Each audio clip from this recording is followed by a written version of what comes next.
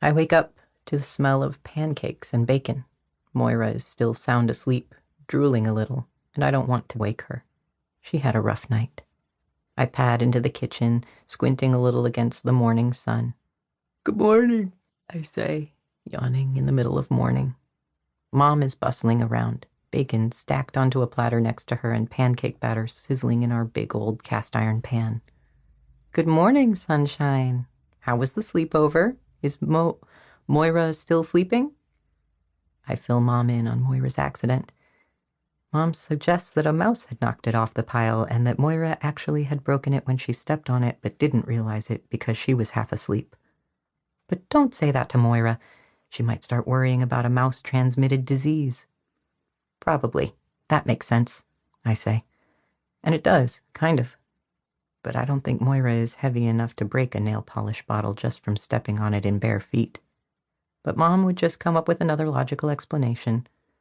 I open my mouth to tell her about the makeover Moira gave me, but can't get a word out. It's too much to talk about. I load up a plate and sit down at the table to eat. Moira comes in a few minutes later, looking as groggy as I feel. Strong black tea would be good for both of us, but I don't suggest it. She's walking gingerly, limping a little.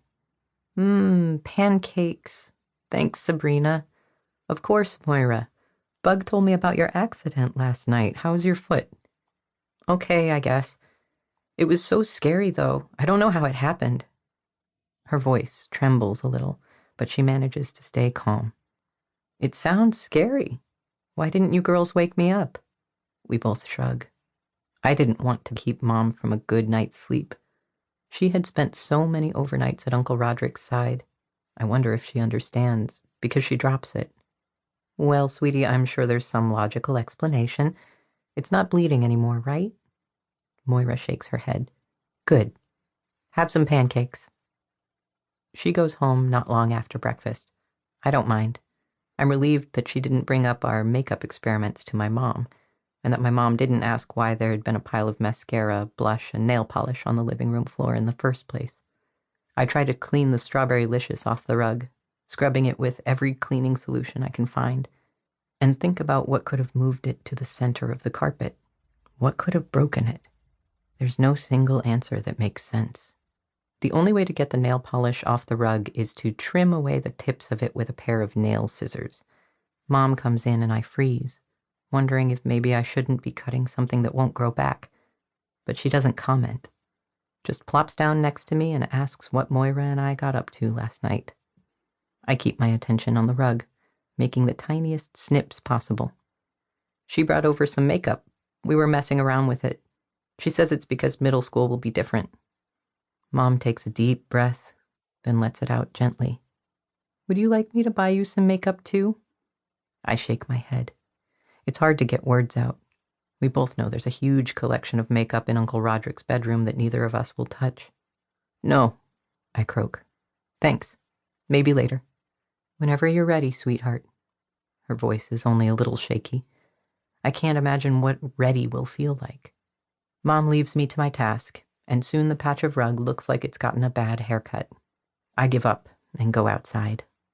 Uncle Roderick always complained that there was nowhere nearby to buy good makeup anyway.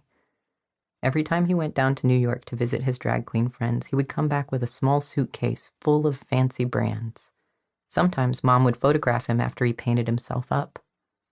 His drag name had been Anita Life.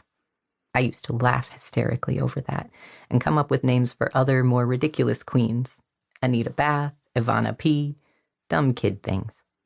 When I got older and understood more about what he had given up by moving here with Mom and newborn me, his drag name started to seem a little sad. I hope he didn't really feel that way. Now it's too late to know for sure. Mom, on the other hand, has never worn makeup in her life, or at least not in the life I've known her in. All of her shirts and jeans are crusty with glue and paint and marker.